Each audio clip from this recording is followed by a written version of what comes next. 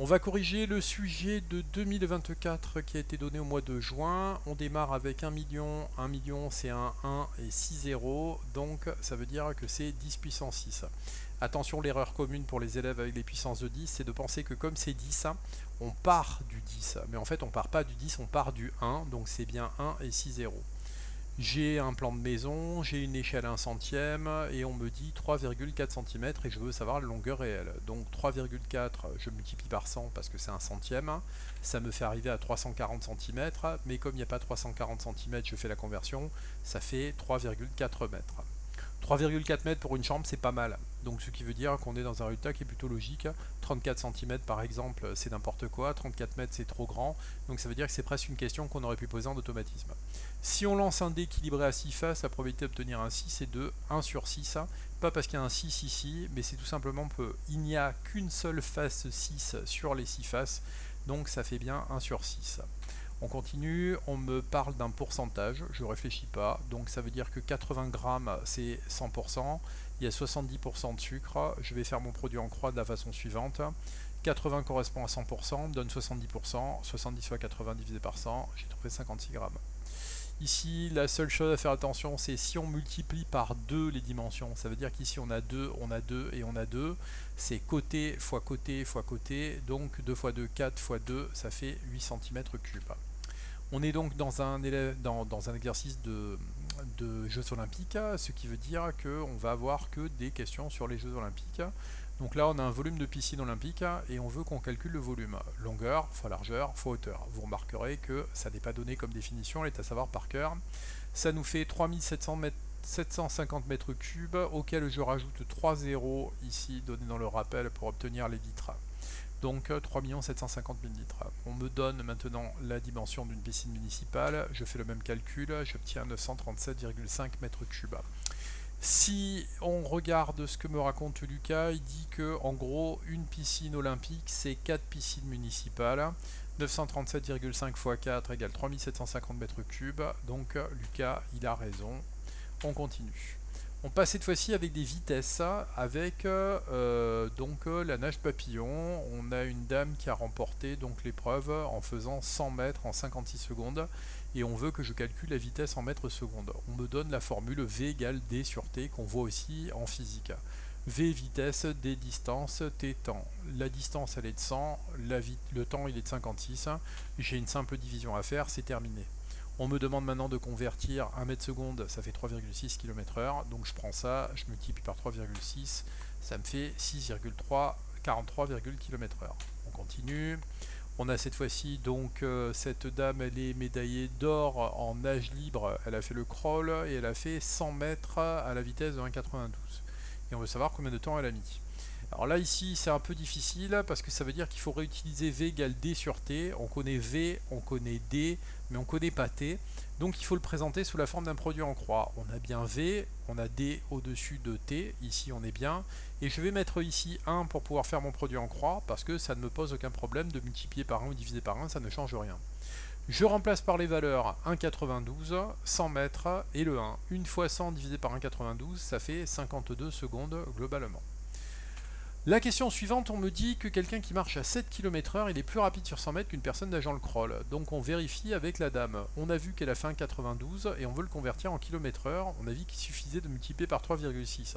Ça fait qu'elle arrive à 6,912 km/h. Donc l'affirmation est vraie, quelqu'un qui marche vite va marcher plus rapidement que quelqu'un qui fait du crawl, même si c'est pas à grand chose. On est cette fois-ci passé dans un exercice sur le handball. On veut distinguer deux joueurs, Arthur d'un côté, Kevin de l'autre. Arthur, voici donc le tableau de ses statistiques détaillées avec ses tirs réussis et le nombre de tirs qu'il a tenté. Donc on demande de déterminer le nombre total de tirs réussis par Arthur. Je prends tout, j'additionne tout et je vois donc qu'Arthur il a réussi 35 tirs sur 56. On me demande de calculer un pourcentage, je ne me pose pas de questions, comme tout à l'heure, produit en croix. 56 tirs de tentés, c'est 100% des tirs. Il a fait 35 tirs réussis, 35 fois 100 divisé par 56, ça me donne 62,5. On me demande maintenant de calculer sa moyenne sur les 9 matchs. Il a réussi 35 tirs sur 9 matchs, donc 35 divisé par 9, ça fait 3,88, donc en arrondissant, ça fait 4. L'entraîneur affirme que l'étendue du nombre du tir réussi est 5, montrer que l'entraîneur a raison. Alors c'est suffisamment rare pour être remarqué parce que l'étendue n'est pas une question qui est demandée régulièrement. Il faut se rappeler que l'étendue c'est la grande moins la petite. Donc ici on voit que la grande c'est 7 tirs réussis durant un match et on voit que son plus mauvais score c'est 2. 7 moins 2 ça fait 5, donc l'entraîneur a raison. On nous présente maintenant Kevin et on voit que Kevin il a réussi 62,5%. Rappelez-vous, c'était exactement pareil pour Arthur. On voit qu'il a une moyenne de tir réussi qui est de 4, c'est exactement pareil pour Arthur. Mais par contre, lui, il a une étendue de 2. Et c'est là où en fait les deux joueurs vont être différents. Donc voilà comment est-ce qu'il faut raisonner. Il faut essayer de comprendre en fait le sens de ce que ça veut dire l'étendue. Ça veut dire en fait que Arthur, lui, dans ses matchs, il a un écart entre ses meilleurs matchs de 5 points, c'est-à-dire qu'en fait il est capable de faire 5 paniers d'écart. Donc Kevin, lui par contre, entre son plus mauvais match et son meilleur match, il a en fait que 2 tiers d'écart réussis. Donc ça veut dire qu'en fait Arthur est moins régulier que Kevin, Kevin est donc plus régulier, c'est donc Kevin qu'il faut choisir. C'est une question qui est quand même assez compliquée parce que c'est presque une question qui pourrait être donnée au bac, puisqu'elle demande vraiment une compréhension mathématique des choses avec ce type de comparaison. On continue, on passe cette fois-ci à la voile. On voit ici qu'on a une voile qui est avec un triangle rectangle, donc on sait qu'on fera du Pythagore à un moment donné. Et on voit qu'on a deux droites qui sont parallèles, donc ça veut dire qu'on va faire du théorème de Thalès à un moment donné. Les conditions pour que le bateau puisse prendre la mer, il faut avoir une aire maximale, c'est-à-dire une aire qui ne va pas dépasser les 8,75, et une longueur minimale de 1,7, c'est-à-dire qu'il faut une longueur qui soit plus grande que 1,7. Donc calcule la longueur du côté AC, on voit que le côté AC il est là, je prends tout, j'additionne tout et j'arrive à 6,8 mètres. Montrer que la longueur BC arrondie au dixième est 6,2, vous voyez quand même que c'est un exercice qui est compliqué en tout cas pour de l'enseignement professionnel, parce qu'en fait on ne dit pas ce qu'il faut faire, c'est-à-dire on dit il faut calculer. Ça veut dire que c'est à l'élève de se rendre compte qu'il lui manque ce côté-là, qui connaît ce côté-là et qui connaît ce côté-là. Donc il sait qu'il va faire un Pythagore, il fait le grand côté moins le petit côté, en n'oubliant pas les carrés, en n'oubliant pas la racine carrée, et on arrive à 6,2. Il est quand même pas pénalisé pour faire la question numéro 3, on lui demande de trouver la surface de ce triangle rectangle. On se rappelle que si c'était un rectangle, ce serait longueur fois largeur. Ici, comme c'est la moitié d'un rectangle, c'est longueur fois largeur divisé par 2. On va donc trouver 8,7 mètres carrés. Et on voit donc que la voile, elle est pas mal, puisqu'il ne faut pas dépasser les 8,75 et que nous, on est à 8,7. On passe à la question numéro 5, on est en train de me parler donc de droites qui sont parallèles, donc ça veut dire qu'on attend de moi qu'on veut faire un Thalès. Pour faire un Thalès, on a donc besoin d'avoir des droites qui sont parallèles, mais aussi on a besoin d'avoir des points qui sont alignés ici et ici. Donc ici, petit sur grand CD, CF, petit sur grand CE, CG, petite parallèle sur grande parallèle DE, FG. L'erreur serait de tenter de faire un théorème de Thalès avec le côté AB, parce qu'en fait il n'est pas parallèle aux deux autres. Donc en fait la figure de Thalès elle s'arrête uniquement ici.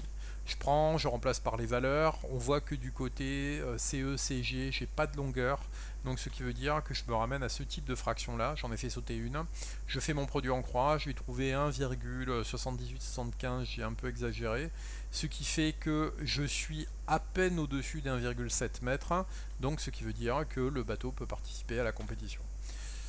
On continue, on a un programme Scratch, donc là vous voyez qu'on est retombé dans les maths bourrins, c'est-à-dire qu'en fait on était dans un sujet qui était totalement sur les Jeux Olympiques et on ne sait pas pourquoi, est-ce que d'un coup on a un exercice de Scratch qui arrive.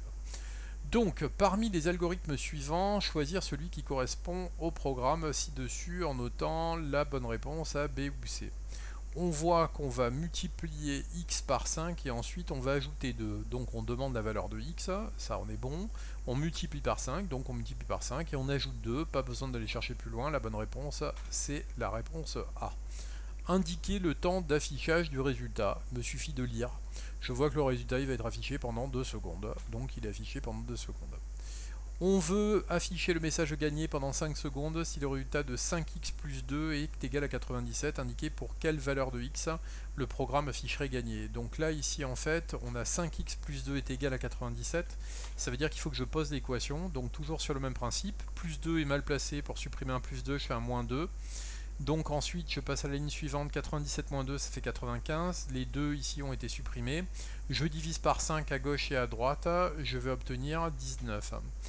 Un sujet qui était quand même relativement difficile, mais qui reste quand même faisable quand on a les compétences. N'oubliez pas de vous abonner à la chaîne et de rester curieux.